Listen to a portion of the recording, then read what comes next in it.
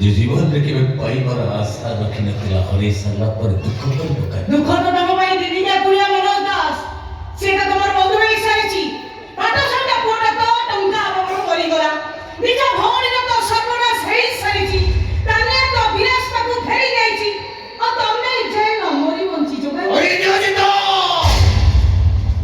ওই নিয়মিত ওই নিয়োজিত ও গরিবটা পাপি তুলি যাও তার তুমি তুমি মারি দেই পারিব। বিজয় তুমি স্বীকার করছো বলে পাপি করি তোমাকে মারি দেব কোন পুণ্য অর্জন করিবি? কারণ সারা জীবন তুমি এমতি বঞ্চি বঞ্চি মরিব।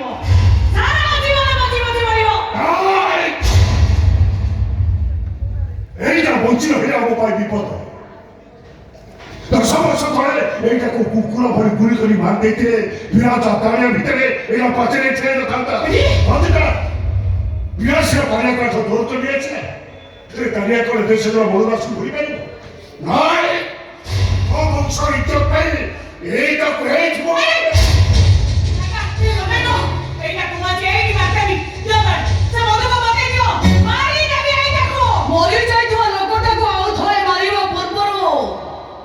সতটা তোতে জানিବାକୁ হব। সত অসত ଯୋଉ ସତ ଆଜିକି 10 ବର୍ଷ ତଳେ ତୋ ଡାଡି ଲୁଚେଇ ରଖିଛନ୍ତି। ମୋ ପୁଅ ତୋତେ ବହୁତ ଭଲ ପାଏ। ତୋତେ ନେଇ ସଂସାର କରିବାକୁ ସେ ସ୍ୱପ୍ନ ଦେଖିଥିଲା। ହେଲେ ତୋ ଡାଡି ଦିନେ ଆମ ଘରକୁ ଆସି ଆମ ସମସ୍ତଙ୍କୁ ଧମକେଇଲେ ମୋ ପୁଅ ଯଦି ତୋ ଜୀବନରୁ ଦୂରେଇ ନ ଯାଏ ତାହେଲେ ସେ ଆମ ପରିବାର ସମସ୍ତଙ୍କୁ ମାରି ଦେଇଥାନ୍ତେ। ଶିବପୁତ୍ର ଏକମାତ୍ର ଝିଅ ହେଇ ଗୋଟେ ପୋଷ୍ଟ ପିଅନକୁ ବାହାଇଥିଲେ ଏ ସୋସାଇଟିରୁ ମାନ ଜାଣିଛନ୍ତି କେମିତି? ତମେ ସେଦିନ ତାହେଲେ মনে পড়ছে তা সেদিনের কথা। চোখের তোমাকে দেখা করে সারা করে কইଥିଲି এই বহু ଆମ ଜୀବନର ଶେଷ ଦେଖା ବୋଲି। ସେ ଶେଷ ଦେଖାରେ ମୁଁ ତମକୁ ଯାହା ଯାହା କହିଥିଲି କେବଳ ସେଇ କଥା କହିବା ପାଇଁ ତମରି ଡାକି ମତେ ଗୋଟେ କାଗଜରେ ଲେଖିକି ଦେଇଥିଲେ।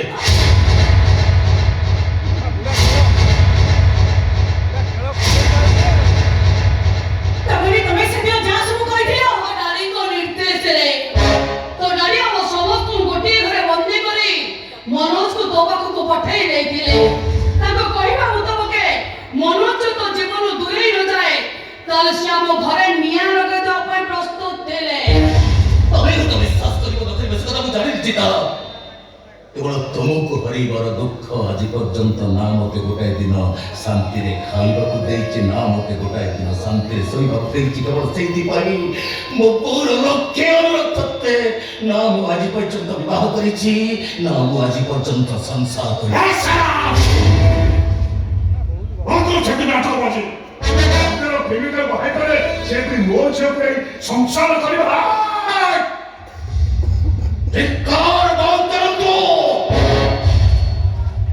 ସେ ବୟସରେ ନିଜ ପ୍ରେମକୁ ଭୁଲି ଏକୁଟିଆ ରହିପାରିଲା ଆଜି ଏ ବୟସରେ ପ୍ରେମ ପାଇଁ ପାଗଳ ହବ ବୋଲି ଆପଣ କହୁଛନ୍ତି? ଶୁଣନ୍ତୁ, ଆଜ ଯଦି ବିରାଜ ବାବୁଙ୍କ ସହିତ ତାଲିଆ ମାନଙ୍କର ମିଳନ ହୋଇଥାଏ ସବୁ କିଛି ସମ୍ଭବ ହୋଇଛି କେବଳ ମୋରି ପାଇଁ। କାହିଁକିନା ମୁଁ ସଭା କରିଥିଲି ଯେତେଦିନ ପର୍ଯ୍ୟନ୍ତ ବିରାଜ ବାବୁଙ୍କ ସହିତ ତାଲିଆ ମାନଙ୍କର ମିଳନ ନ କରୁଛି ସେତେଦିନ ପର୍ଯ୍ୟନ୍ତ ଗୋଟାଏ ମୁହୂର୍ତ୍ତ ଶାନ୍ତିରେ ନିଶ୍ୱାସ ପାରିବିନି। ଦି ଜଣকে କାଢିବା ପାଇଁ ସୁଯୋଗ ଦେବିନି। ଓ ପିକେ ଝପଟେ ପ୍ରତିଷ୍ଠା ପ୍ରାଇସ୍ ପାଇଁ ମୁଁ ସବୁ କିଛି କରିଦେଇପାରେ। କାହାକୁ ଜେଟଲମେଣ୍ଟ କରିଥିବା ମଣିଷଟା ଭିତରଟା ତାର କ୍ରାଇମର ସିଣ୍ଡିକେଟ। ସବୁ ସତ କଥା ଗୁଡ଼ା ଜାଣିସାରି ଯେତେବେଳେ ଯୋଗାଇ ବଞ୍ଚିଲେ ବଞ୍ଚିବାଇ କରିବୁ କଣ? ମାରିଦେବି ତତେ।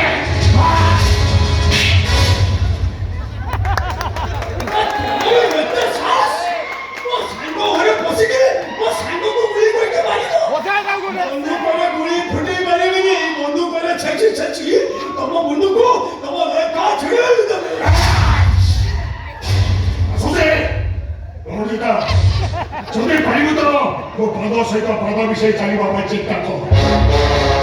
ତାହେଲେ ତୋ ଚିନ୍ତା ଜାଣିବାକୁ ମୋତେ ବେଶୀ ସମୟ ଲାଗିବନି।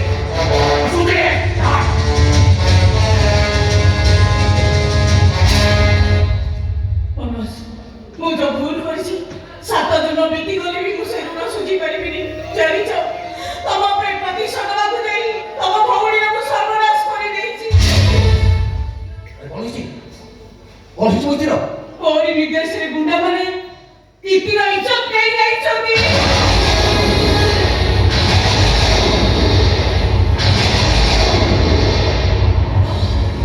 ତୁରେ କଣ କରୁଛି ତା? କଣ କରନ୍ତୁ?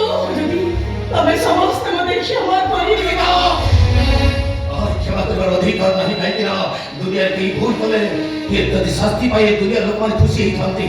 ହେଲେ ଭୁଲ ନ କରି ଆମେ ଯୋଉ ଶାସ୍ତି ପାଉଛୁ ସେଥିପାଇଁ କେବଳ ଈଶ୍ୱର ହିଁ ଆମ ପାଇଁ ସାହା କେବଳ ସେ ଈଶ୍ୱର ହିଁ ସାହା ଭରସା। ଯଦି ବଞ୍ଚେଇ ରଖିବାର ହୁଏ ସେ ଈଶ୍ୱର ହିଁ ଆମକୁ ବଞ୍ଚେଇ ରଖିବେ। ଆଉ ଯଦି ବଞ୍ଚେଇ ରୁହେ ଥରୁଟା ଈଶ୍ୱରକୁ ପଚାରିବି, ହେ ଈଶ୍ୱର କେବଳ ଏତିକି କୁହ ଆମର ଭୁଲ